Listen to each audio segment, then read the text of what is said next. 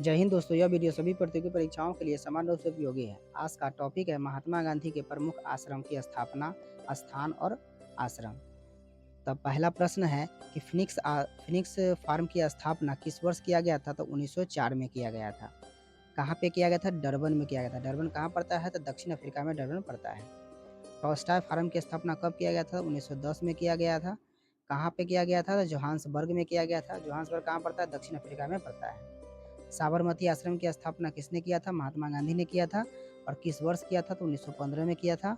और अहमदाबाद के किस जगह? साबरमती नदी के किनारे साबरमती आश्रम की स्थापना किए थे महात्मा गांधी। सत्याग्रह आश्रम की स्थापना महात्मा गांधी ने किए थे। किस वर्ष किए थे? 1915 में किए थे। और कहाँ पे किए थे? तो अहमदाबाद के कोचरबर में किए थे। ठीक है।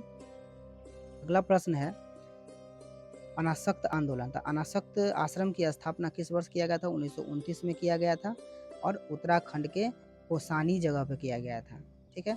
सेवाग्राम आश्रम की स्थापना 1936 में किया गया था। और कहाँ किया था? महाराष्ट्र में किया गया था। महाराष्ट्र के वर्धा जगह पर किया गया था। अगला प्रश्न है महात्मा गांधी भारतीय राष्ट्रीय कांग्रेस के अधिवेशन में सर्वप्रथम सम्मिलित कब हुए थे? तो 1901 में सम्मिलित हुए थे। कलकत्ता अधिवेशन में महात्मा गांधी सम्मिलित हुए थे। इसने कहा था कि विदेशी वस्त्रों को बर्बादी ही उनके साथ सर्वोत्तम व्यवहार है।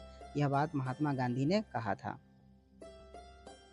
वर्ष 1915 में दक्षिण अफ्रीका से लौटने के पश्चात गांधी जी ने वर्ष 1917 में चंपारण के किसानों के शोषण के विरुद्ध अपना पहला सफल सत्याग्रह आरंभ किया था। यह सफल सत्याग्रह आरंभ महात्मा गांधी ने किए थे। कहाँ पे? चंपारण में किए थे। कब? तो 1917 में किए थे।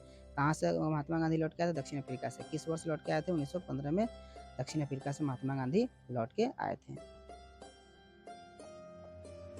दक्षिण अफ्रीका में रहते हुए महात्मा गांधी ने किस पत्रिका का प्रकाशन किया था? तो इंडियन ओपिनियन पत्रिका का प्रकाशन किया था।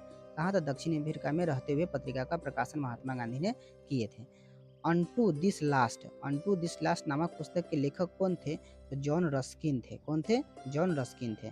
महात्मा गांधी को सर्वप्रथम राष्ट्रपिता कहकर किसने संबोधित किया था?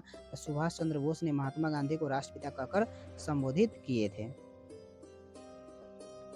गांधी के नाम से पहले महात्मा शब्द किस आंदोलन के बाद जोड़ा गया था? तो चंपारण सत्याग्रह के बाद महात्मा शब्द महात्मा गांधी के नाम से जोड़ा गया था। गांधी जी की मृत्यु पर किसने कहा था हमारे जीवन से प्रकाश चला गया है? तो पंडित जवाहरलाल नेहरू ने कहा था कि हमारे जीवन से प्रकाश चला गया है। ठीक है। अगला क्या है? महात्मा गांधी के चंपारण सत्याग्रह में बिहार के किसान राजकुमार शुक्ल ने भी शामिल हुए थे। ठीक है। इन्होंने चंपारण के किसानों की समस्याओं के समाधान हेतु गांधी जी के बिहार आमंत्रित किया था। महात्मा गांधी के चंपारण सत्याग्रह का विरोध किसने किया था? तो एनजी रंगा ने किया था। याद रखिएगा कि महात्मा गांधी ने चंपारण सत्याग्रह का विरोध, महात्मा गांधी जब चंपारण सत्याग्रह करते हैं इसका विरोध कौन करते हैं? तो एनजी रंगा विरोध करते हैं। ठीक है, इस बात को याद रखिएगा।